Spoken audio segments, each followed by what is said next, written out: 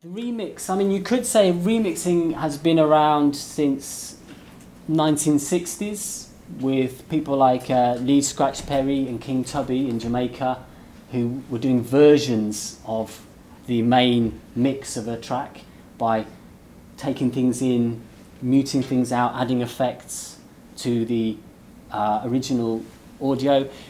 In the 1970s, you had Americans like Grandmaster Flash, Africa Bambaataa, doing kind of DJ versions of things and starting to use turntables and a mixer to affect moving between different records. So the idea of changing grooves, changing records was starting to evolve then.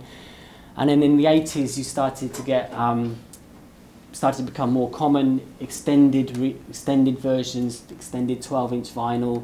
And by the 90s, remixing was quite a big pop marketing tool, a way of trying to sell one type of music to possibly other sorts of people. Remixes is very much come from dance music culture through the time. I talked about the history from the reggae of the 60s, 70s to the disco, hip-hop of the 80s, 70s, 80s, through the sort of house explosion of the late 80s and 90s. Remixing has often been about making something danceable and adding a kind of groove of a particular style of dance music, and that's still probably the main way that people are remixing today. Of course, it doesn't mean that it's always making something dancing. Sometimes remixes can be what I call a radio remix. So you're taking something that maybe isn't so radio friendly and making it a bit more hooky, maybe changing the structure to make it, you know, maybe the introduction was too long before, it didn't quite grab people. It can be small things that can make the difference between a good song but not a radio hit and a good song and bingo. What do we mean by a remix? Well, we can talk about it in terms of a reinterpretation of an existing song or track. Reinterpretation. So generally it means subtracting from the original, taking things away and adding to. Sometimes a remix might be 90% the same as the original with 10% new things. Sometimes it might be, I remember doing a remix with a friend where we used 2 words of vocals from the original and we did a new piece of music, really. And that's the opposite end of the spectrum. And there's everything in between. Generally people are using vocals, if there's vocals, to start with, all the main hook of the original track, and putting new musical ideas. But there may be a lot of elements from the original, a lot of instruments, sounds, etc. And it's interesting to compare an original version and a remix from the point of view of, is the tempo the same?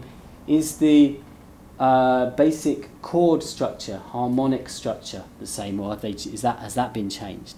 It can be very interesting when you've got the same vocal melody, but you might add new chords underneath. Maybe it makes the vocal melody much stronger. You know, that can happen. It's an interesting observation. Have they changed the harmonic structure? I think you need some basic questions. Why are you doing it? When I say that, are you doing it to turn a bad piece of music into a good piece of music? Are you doing it because somebody asked you to make it sound like your music, the music that they know you can do? That's quite a common thing. What is it for? So the next key question. This is maybe the main question you've got to ask. What is it for? Is it for radio, to be played on radio? Is it for club? And if so, which clubs? I mean, there's different clubs. You can't just think club, but that doesn't mean anything. Is it for, what tempo is the club that you're trying to get it played on most likely to play it at? What tempos are working now? Or, because we're doing a remix for now, not for any other time. If it's for, it might just be something quite artistic. Someone wants your reinterpretation of something, which can be really it's not trying to be really successful or anything. It's just something interesting, cool, different, other. You know, this is also a valid motivation to do something. We don't always need to be looking to do, you know, big hits with the remixes. I mean, we can't all do that anyway. It's not going to happen. What is good and what is bad about the original? According to you, you know, listen. It's really important to listen closely to the original and decide, you know, I love that thing, I really don't like that thing, that melody's great, you know, really listen, or, you know, have a really, analyse the original piece of music and decide what is working for you, what is not working for you. It has to be an emotional response to the things you like, so that you can enjoy turning it into something else. And then, what do you want the remix to be style-wise? And this is where I think a lot of people probably go wrong, because they don't have a clear vision before they start. What am I trying to do with it? Style-wise, genre-wise.